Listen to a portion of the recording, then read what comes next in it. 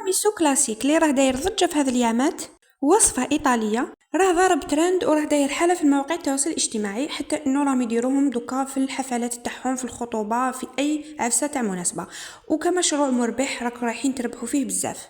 جبت لكم بطريقه مبسطه ويجي قرف بنين خفيف ومشرب للقلب لعشاق القهوه. كالعاده يوجد في وقفه، واهم حاجه بنت وبنت البنون. ما لي غير نقولك ديري حفظ لا فيديو حتى تحتاجيه، جام وابوني ونروحوا لكيفيه التحضير.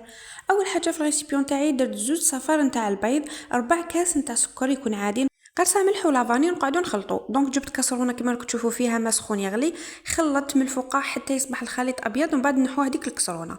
دونك راح نزيد عليها 250 غرام مسكربون. ما تقولوا لي لا جبن لا والو، المسكربون هي الاصليه تاع التيراميسو. نخلطها بالباتور غير شويه ونحطها على جانب. جبت ريسيبيون واحد اخر درت كريمه سائله 35 ماده دسمه، وزدت 4 سكر كلاصي، ونطلعوها بالباتور حتى تصبح معنا بهذا القوام ثقيله.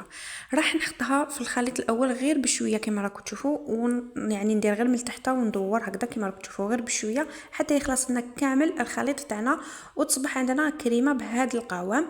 دونك راح ندير قهوه. انا هنايا درت 2 براس تاع قهوه، ما كفاتنيش براس وحده، وبراس كبيره. دونك غمستهم في القهوه ديريكت. اللي ما يحبش المراره تاع القهوه راح يزيد عليه شويه حليب. دونك درت الطبقه الاولى تاع لي بودواغ شمختهم في القهوه، ودرت الكريمه كطبقه ثانيه، زدت لي بودواغ وزدت الكريمه كطبقه اخيره. ومن الفوق يعني استوس باش ما يشرب لكمش هذاك الكاكاو، ديروا سكر غلاس هو الاول كما راكم تشوفوا، يعني ذرذروه من الفوق، ومن بعد ديروا الكاكاو بهذه الطريقه يقعد لكم هو الكاكاو ما ينشف ما والو. دونك انا درته في المجمد حوالي 2 سوايع، ثم اذا درتوه في الثلاجه من تحت خلوه ليله كامله. اتقدموه بصحتكم. وهذه هي النتيجه. نتمنى تكون عجبتكم الوصفه، ما تنسوش تبارطاجوها. هذا فيديو مع وصفه جديده. سلام.